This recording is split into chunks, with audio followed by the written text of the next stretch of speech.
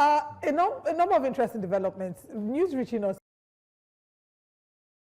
is that the young woman who protested, or maybe not protested, but did that was the online rant challenge, Miss Raye. And this, of course, if you recall, when she made the complaints calling President Tinubu a terrible president, there was a serious lashing, people who were criticizing her, but more importantly, there were more people in support of her. There were reports of her potential suspension then from NYSC.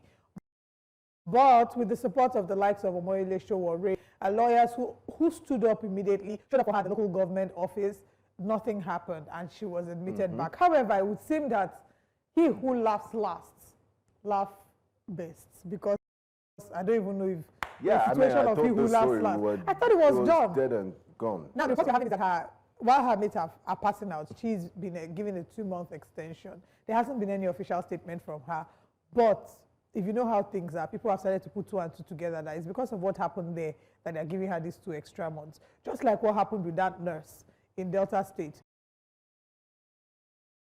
that did the video of Nayo Mabi this, and posted on social media. Yes, they accepted her back, but it's like they never really, they say forgive and forget. We forgive, but we'll never forget. Yes, and I'm waiting for the full details to come out, because sometimes you never know.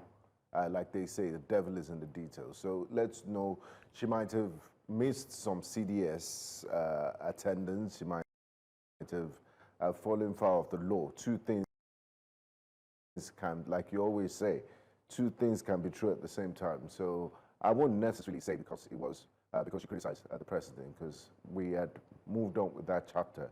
Maybe something else happened, and because she's in the limelight, it's easy for people to fall into that trap and mistake and say, look, it's because she criticized Mr. President. But until we get an official confirmation from NYSC for the reason for extension, then we will be able to make, I will be able to make informed comments about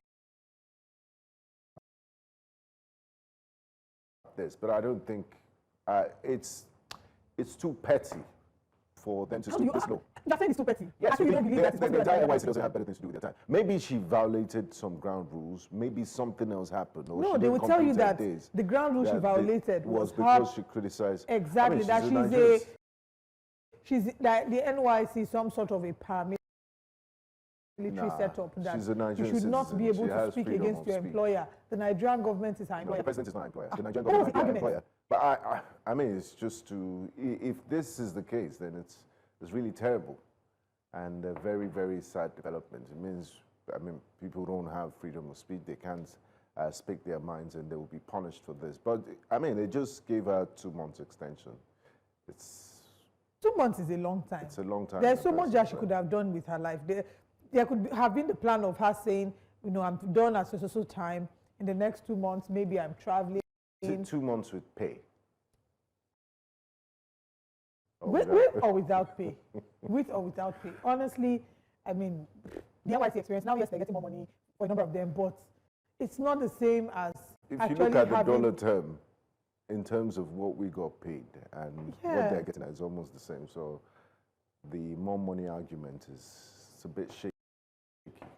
Yeah, because if you look at the true value of the Naira then and now, purchasing power. Purchasing power has reduced. Yeah. Well, anyway, we do hope to get a clearer statement from the National Youth Service Corps regarding this, and we would also try to contact Ms. O'Shea to find out what the true position is. If there's another story we don't know about, if she maybe flouted some NYSC rules, if she did not, like my colleague had said, maybe she didn't meet up certain attendance, or maybe there's just something that we don't know about, that is not that scenario that gathered national attention, but we obviously will try to reach out to her to get a clearer picture about that. But again, NYSC has been in the spotlight for the longest time. Several people, 2 sides of the argument. One side thinks they should be completely scrapped. The other side thinks they should completely revamped. There's another side that says they should convert it to compulsory military service, like you have in South Korea, Israel, and in some countries. I think Thailand as well. Yes, have a sense of that discipline, weapon handling, and they can be called to fight for their country. If you were now just finishing university. I've had to go to NYSC, and they called you for NYSC. That is paramilitary service you describe. Will you go? To my nation. I love my nation, my country, Nigeria. You go. Yes, like when Iran tweeted that everybody is going to get it, I was expecting you to be in the forefront. To battle up powers and principalities. No. Who can battle with the law? Nobody. I'm not So involved your in own such patriotism does not have to do with guns. No. It's scriptural. My patriotism is I will hold my peace, and the Lord will fight for me. Because my weapons of warfare are not carnal. Yes. They are mighty through God to the pulling down of strong. The way I'm looking at you, I think you have more than your age is reaching like 9H. 5H powers. You got the powers. Somebody say power. You got the powers. Okay. But let us know what your thoughts are regarding what you'd like to see. The NYSC, are you team scrap the NYSC, or team revamp the NYSC, or team completely make it a paramilitary service? I would say revamp. Different now. Honestly, I used to say scrap. And scrap for a number of reasons, because I felt like NYSC was punishment for going to university. Because, excuse me, from the entrance you get there, they'll tell you, carry your box, Yeah, do you've frog been jump. living What's that? a civilian life for you. Yeah, it's good to shake you up for 3 weeks. No, please. Yes, please. have a sense of I will forever discipline. be grateful to orientation, to broadcasting service, the OBS. I will forever be grateful to OBS. What state did you serve in? Ibadan. Oh, okay. Oyo State, sorry. Oyo I'll call Ibadan State. Oyo State, Shane. So I'll forever be grateful to OBS for helping my life, because it was OBS that helped me to, arrange myself. And some of the good things, the positives about NYSC is some people get straight into the workforce from there. That's the reason why I'm saying revamp now. And it's also the first time they will meet with Nigerians from different parts of the country. So it has more pros than cons, but we should reform the things that are wrong with it. Exactly. Looking inside the camp, I think, what kind of jungle am I living in? You're seeing mosquitoes everywhere, dilapidated buildings, stone nets, mattresses that are looking like they're infested with bed bugs. I beg. You went to school not to come and suffer like that. Let's move to our next story, Gbenga. Let's move to the next story. You said we went to school. A lot of people should go to school. They say education is scam. I see that, and I mean, they should try the taste of ignorance. I see where you're going with this. They should try ignorance. Education is no scam. People should go to school, and when they go to school, they should face their schoolwork diligently. And come out with original certificates. Come out with original certificates and be a thriving member of society, someone that has value to contribute to society. Because if not, you would regret it, honestly. And that brings us to this story of a fake certificate scandal. This is not the first time. If you remember this Salisu Buhari fame in 1999, the Speaker of the House of Representatives. That's not the first time people are using, alleged to have presented fake certificates. During the screening of chairmen and members of the Rivers State Local Government Service Commission by the Senate Ad Hoc Committee on Emergency Rule, Lady Christabel George Didier, upon being asked why there were discrepancies in her academic qualification, narrates how a BSc certificate from Kwame Nkrumah University became void after she discovered the tertiary institution she attended was a scam. Didier adds that she now enrolled in the National Open University of Nigeria, where she's currently studying to earn a BSc. The Senate Ad Hoc Committee is expected to submit the report to recommendations to plenary in the coming days. So there's a Kwame Nkrumah University of Science and Technology in Kumasi, KNOST. Yes. That's not a scam. But this Kwame Nkrumah University that she went to, I really don't know. So is it that she said... So the question is, did she actually go to the school and later find out that it's fake, or she did not go to school, they did a Oluwole certificate for her, and she's presented that? Exactly. So she needs to come through with the full story. Did you attend the 4 walls of the university, or just 2 walls, or online university of Kwame Nkrumah Online University? Because how do you not know that a university is accredited? You know the wild thing, and I'm not holding brief for her. I'm hoping that the Senate can do its proper digging and its proper investigation, and that when they finish this investigation, I mean, if you went to school, you'll be able to show proof. There are people that will know you in class. you'll be able to talk about your courses, your lecturers, whatever the case, there will be a trail.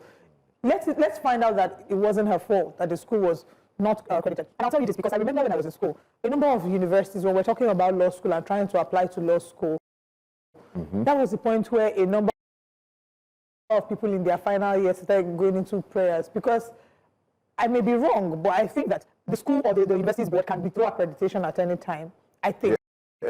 I think the NYSC can withdraw accreditation, because what we then found out was that there were other students in other schools or universities that were not eligible to go to law school because they then found out that their school. I think that that's the most heart-wrenching thing for anybody to go through, where you go under the guise thinking you're going to a normal university, you're paying school fees, going for lectures, writing exams, and you get to the end of your journey and you realize it was all a scam. It's like CBEX, but education CBEX. But that's why it's always good to do due diligence. And you should not go to mushroom and corner shop universities in the name of, I mean, education is important, but let's know the type of schools you're going to. But let's take a look at how plenary went and see the details of the discrepancies. Before us, Lady Christabel Ego George Didier. I'm going to take the next set of questions for her. So let me save those questions for her. Thank you. Please, may we get to meet you? Tell us who you are and intend to add value to screen there. Thank you, sir. My name is Christabel George Didier from Rivers State, a philanthropist and an entrepreneur. By the mercies of God, from my wealth of experience, I will do everything possible to work with the board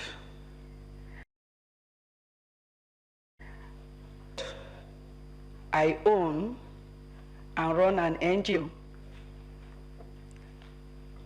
And God has been merciful because I've used that to affect lives.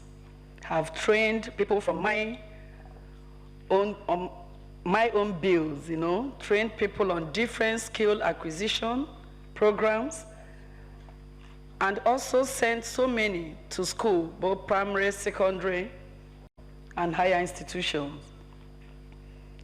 So I believe that when given this opportunity, I will bring in my experience to work with the chairman and other members of the board.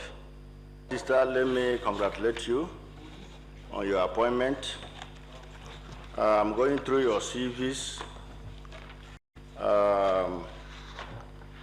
I've seen a lot of awards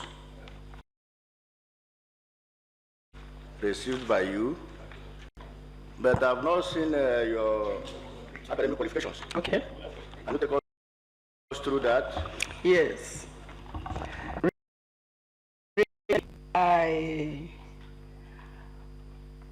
Do I use the word once owned a BSc in Human Resource Management with the School of Management Studies, which is an affiliate of Kwame Nkrumah University, because I lived in Ghana. I use the word regrettably because by the time I came back to Nigeria just before the pandemic, I was so disappointed to find out that the school was a scam. So I preferred not to talk about it. So I had to quickly pick a form with the National Open University, where I'm presently studying peace and conflict resolution, and that will be done soon. But before then also, I did OND, Banking and Finance, on financial studies with Rivers State Polytechnic, Boring. So the situation is complex, and it's not that complex. It's just, I don't think the position, she's appointment warrants a university degree. If the last known education qualification you have is WAEC, yeah, you use it. You can use it. You don't have to.